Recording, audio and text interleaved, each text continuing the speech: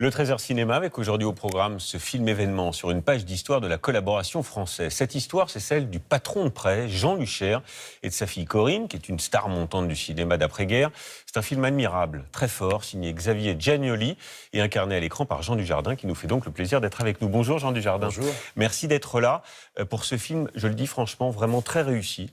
Les rayons et les ombres, qui est donc inspiré d'un personnage qui a bien existé. On va découvrir les images du film dans quelques secondes. Vraiment, j'ai trouvé ce film, je vous l'ai dit tout à l'heure dans la coulisse, absolument formidable, qui procure beaucoup d'émotions et qui interroge évidemment sur le rôle de chacun lors de cette période sombre de notre histoire. On va en parler. Peut-être d'abord un mot sur ce destin, cet homme, Jean Luchaire. Est-ce que vous connaissiez son histoire avant qu'on vous propose le rôle ? Non, je ne connaissais pas son histoire. J'étais un peu dans le langage officiel, moi. J'étais un peu dans l'histoire, dans les manuels scolaires. Mais je ne connaissais ni le destin de Corinne Luchaire, sa fille, ni cette amitié avec Otto Abetz, qui était ambassadeur d'Allemagne en France, et ni évidemment ce destin incroyable, puisqu'on est quand même dans cet homme de gauche qui glisse vers la compromission et vers des pensées les plus noires. C'était vraiment fait pour faire une très grande histoire, oui. On peut dire la fin parce que l'histoire est connue. Il a été fusillé à la fin de la guerre, Jugé, en 1946. On va découvrir les images et puis on se retrouve juste après. C'est un film magistral donc avec Nastia Golubeva, qui joue votre fille Karine, oui. et Auguste Dil. Dil, comme ça, Dil. Oui. Dans le rôle de l'ambassadeur nazi à Paris. Stéphanie Desjardins raconte avec Mathieu Niven-Glowski.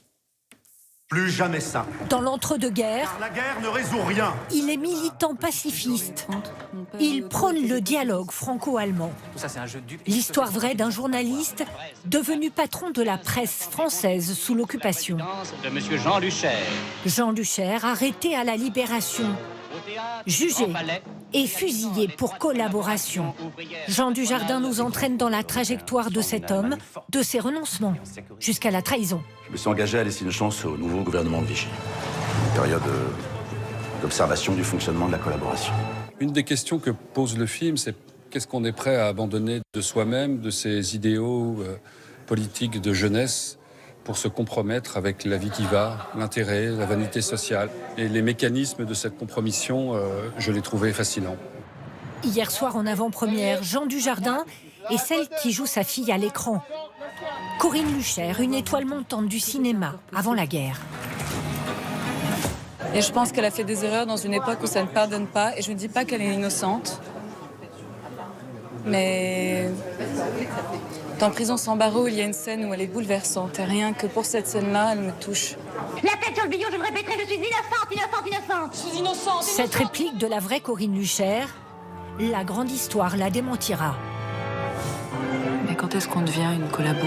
Une plongée dans le luxe du Paris occupé où une partie de l'élite intellectuelle a choisi l'ennemi. Moi, je n'avais jamais imaginé la vie d'un collabo, on va dire, à cette époque-là. Et puis je trouve qu'il joue super bien sur l'ambiguïté. Quelque chose dont on ne parle pas beaucoup en France. Et pourtant, c'est une réalité de l'histoire. On a l'habitude de voir toujours les vainqueurs représentés dans le cinéma, dans les séries. Et voir l'autre côté, c'est aussi une bonne chose. Un pan sombre de l'histoire, rarement raconté au cinéma. Tout ça, c'est ta faute, moi, j'ai rien fait. Ouais, ce qui est très fort, c'est ce que disent les gens, hein, c'est cette bascule lente, insidieuse vers la collaboration. Est-ce qu'à votre avis, Jean Dujardin, vous qui avez travaillé sur le personnage, est-ce qu'il s'en rend compte ou, au fond, il a conscience qu'il est en train de basculer ? C'est quand même l'histoire d'un homme qui s'est trompé, qui est mal tombé dans une période compliquée, dans ces 5 ans-là. Qu'est-ce qui a précipité cet homme vers cette immoralité ? J'ai du mal encore à me l'expliquer. Moi, je me suis dit qu'il allait de toute façon irrémédiablement dans le mur. Dans le film, on a le sentiment qu'il fait semblant de l'ignorer. Il fait semblant de l'ignorer, peut-être aussi, mais je crois que c'est quand même l'élite. On est en train de parler de certains, d'une mondanité quand même. C'est l'autre mal nazi. Hein, c'est une autre guerre beaucoup plus sournoise qui se passe dans cette ambassade. Et je pense que ces gens, cette élite très mondaine, ces intellectuels qu'on retrouvait, d'ailleurs les intellectuels, que ce soit des artistes et des journalistes dans cette ambassade, pour garder finalement leurs avantages, finalement le seul moyen de s'adapter à l'Allemagne, enfin en tout cas à l'envahisseur, c'était de collaborer. Et donc, ça les précipite dans quelque chose de douteux. Est-ce qu'ils savaient à ce moment-là ? Est-ce qu'ils voulaient tout savoir ?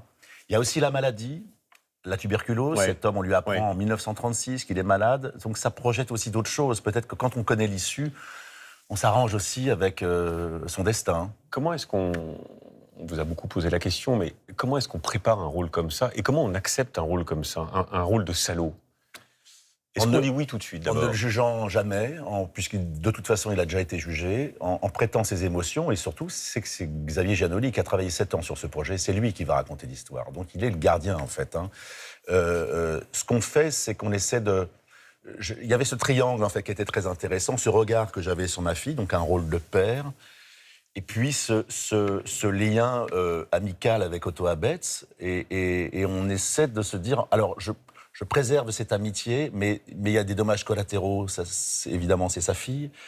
On se laisse faire au jour, et c'est pas qu'on survole, mais on se laisse pas manipuler non plus, mais je veux dire, on reste très disponible pour cette histoire et pour le mettre en scène. Quand on est un grand acteur populaire comme vous, est-ce qu'on a peur de jouer un salaud, ou est-ce qu'on se dit, est-ce que je vais réussir à jouer le salaud? Non, alors pour le coup, la subtilité. Oui, mais pour le coup, ça c'est un truc, c'est vrai que c'est pas très français. Pour le coup, on a besoin d'aller chercher toujours des rôles méritants ou très lumineux. J'en ai eu, et tant mieux, et heureusement qu'il y en a.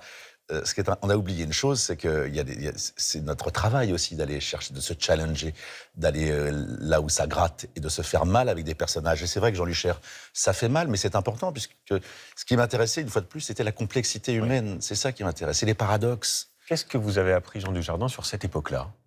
Parce que vous avez commencé par ça, par dire, au fond, c'est une période, une manière de raconter cette période dont on parle peu en France. J'ai appris que parfois on nous racontait une histoire pour enfants, et que le cinéma peut aussi, a parfois cette ambition, c'est d'éclairer aussi les gens sur une période qu'on n'a pas forcément envie de voir. Et je trouve que quand on ne dit pas les choses, généralement elles pourrissent. Donc c'est bien qu'on se regarde aussi en face. Est-ce que vous vous êtes dit, comme beaucoup de gens, j'imagine, vont se dire quand ils vont découvrir le film, ça a été mon cas, qu'est-ce que moi j'aurais fait à cette époque-là? Et où commence la collaboration, surtout? Mais bien sûr. Par quelle petite compromission? Et où commence la résistance aussi? Vous voyez un parachutiste dans votre jardin, vous ne dites rien, vous êtes déjà résistant. Ça, je n'ai aucun jugement là-dessus. C'est impossible.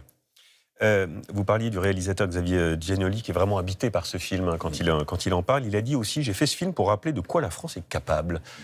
Alors, c'est qu'on veut toujours porter des portées politiques au film. Est-ce que c'est quand même un peu le cas? Est-ce que ça a quand même une valeur politique, cette histoire-là?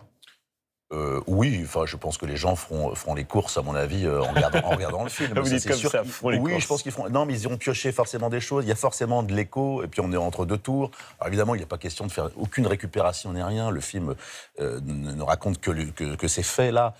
Mais on a l'impression que parfois, effectivement, l'histoire bégaye, et il est intéressant qu'on apprenne aussi de toutes ces zones d'ombre là. Je voudrais profiter de votre présence parce que je sais que vous avez été très ému il y a quelques jours par la mort de votre grand ami Bruno Salomon. C'était un copain, c'était un complice à l'écran, c'était un peu mon frère, vous avez dit. Il avait 55 ans. On découvre ces images. Quelle image vous garderez de lui, Jean Dujardin? Ce grand sourire. En fait, vous savez, avec Bruno, ça a été une rencontre en 95. Ça a été un coup de foudre amical, artistique, immédiat. C'est comme si on s'était reconnus. J'ai vu son sketch génial sur le cochon d'Inde. Il avait vu Brice de Nice. On s'est reniflé. On s'est aimé immédiatement. On a ri beaucoup. On a tourné énormément de sketchs. J'ai le souvenir d'un homme très soucieux des autres, d'une grande profondeur, qui vous sondait énormément quand vous mangiez avec lui, qui avait besoin d'avoir des preuves d'amitié. Et je suis très ému de tous ces retours autour de lui. Vous avez dit quelque chose de très beau. Vous avez dit que c'était Marlon Brando avec la gueule de Jim Carrey. Oui, c'est immédiatement beau, lumineux, talentueux. Bruno avait beaucoup de choses pour lui, et je pense évidemment à sa femme qui a été tout aussi incroyable. On pense évidemment à eux et à ses proches. Merci Jean Dujardin d'être venu nous voir pour ce film. Allez le voir, ça sort aujourd'hui sur les écrans, ça s'appelle Les Rayons et les Ombres. C'est fabuleux.